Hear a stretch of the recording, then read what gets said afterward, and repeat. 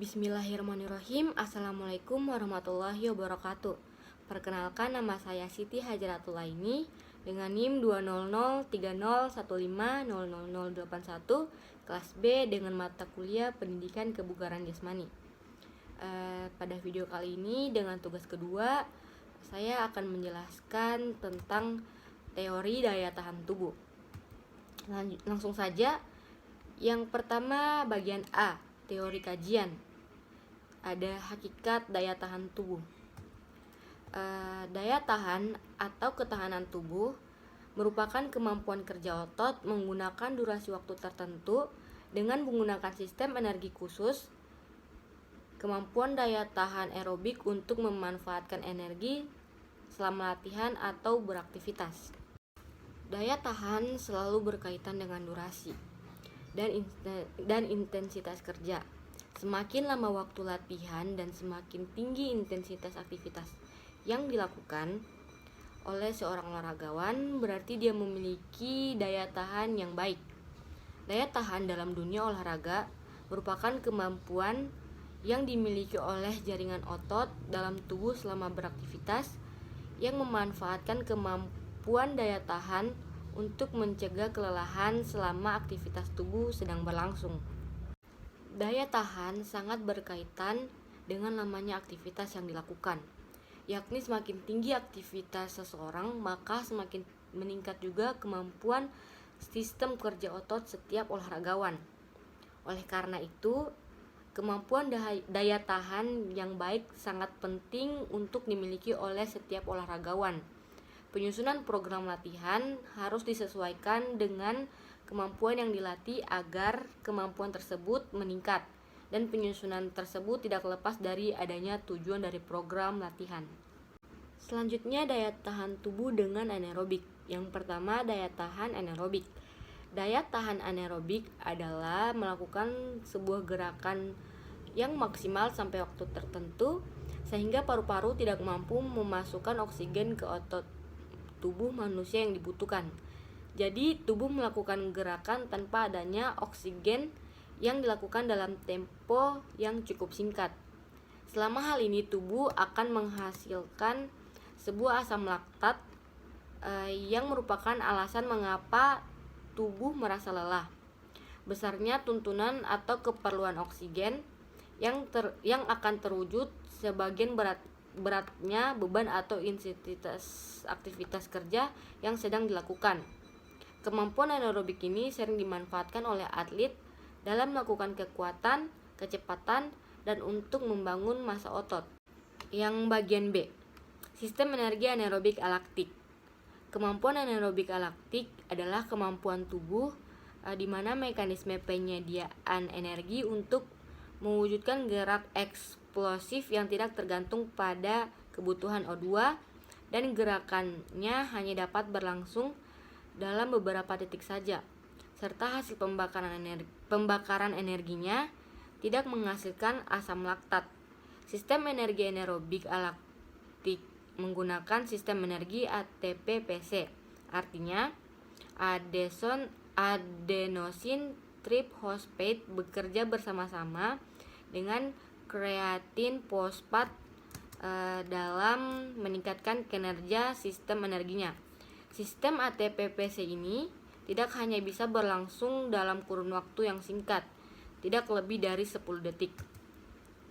Yang bagian C, sistem energi anaerobik laktik. Sistem energi anaerobik laktik merupakan sistem energi yang tidak membutuhkan oksigen, tapi menghasilkan asam laktat. Menambah glikolis anaerobik akan memecah glikogen dalam otot menjadi glukosa untuk memperoleh energi yang akan digunakan untuk meresintesa ATP. Pembentukan ATP melalui sistem fosfagen ini membutuhkan T2 reaksi berurutan. Karena pembentukan energi melalui proses ini berlangsung lebih panjang dan lebih lambat dibandingkan sistem ATP-PC. Sistem ini berlangsung pada latihan intensif melalui pemecahan glikogen dan menjadi glukosa. Dalam proses glikolisis anaerobik, dalam 1 mol glukosa akan terbentuk 3 ATP.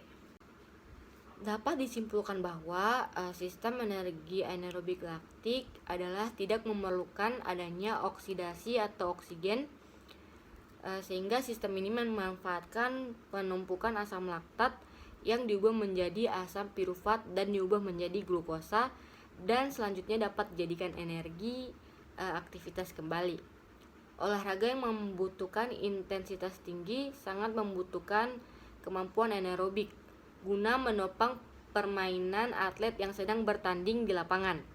Permainan yang memerlukan koordinasi yang baik guna mengontrol pergerakan yang dilakukan oleh atlet, baik itu gerakan intensitas rendah maupun intensitas tinggi, agar pergerakan itu menjadi efektif dan dapat bermanfaat di saat dalam pertandingan.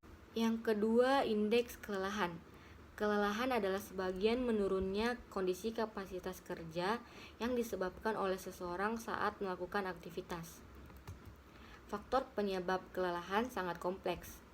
Munculnya kelelahan otot saat berolahraga dapat disebabkan berbagai hal, antara lain berkurangnya cadangan energi yang berasal dari ATP, kreatin fosfat, glikogen atau glukosa, akumulasi laktat di otot, gangguan hemostatis. Contohnya ialah terjadi sebuah gangguan molari plasma, volume plasma, turunnya pH cairan tubuh, dan sentral. Kelelahan terjadi karena kondisi lingkungan, suhu maupun kelembapan udara, dan terjadinya akumulasi asam laktat dalam otot sebagai hasil glikolisis anaerobik. Selanjutnya yaitu jenis dan gejala kelelahan. Yang pertama, kelelahan otot. Kelelahan otot biasanya terjadi penurunan suatu kinerja otot dalam tubuh yang melalui sebuah aktivitas fisik pada waktu tertentu. Kelelahan otot ditandai dengan rasa nyeri pada kaki, melemahnya otot sehingga mudah tertarik atau kram, dan dapat mengganggu aktivitas fisik. Kelelahan fisiologi ini kelelahan pada syaraf pusat atau perifer atau otot yang sedang bekerja. Kelelahan ini disebabkan kinerja besar sehingga otot tidak dapat menerima beban yang terlalu besar, dapat menimbulkan rasa nyeri pada otot. Yang kedua, kelelahan umum. Kelelahan umum adalah kelelahan di mana seseorang mengalami penurunan gairah atau semangat, lesu dalam melakukan kegiatan atau aktivitas, dan kurangnya konsentrasi dalam melakukan semua atau setiap kegiatannya. Kelelahan umum disebabkan oleh keadaan persyarafan sentral atau kondisi psikologis.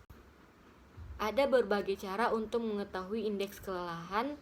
Saat ini yang paling sering digunakan ialah Running Based Anaerobic Sprint Test atau singkatannya RAST. RAST adalah suatu bentuk tes yang dapat melihat indeks kelelahan manusia, yang disimpulkan dalam 2 kategori utama yang dimunculkan, yaitu average dan fatigue index atau indeks kelelahan.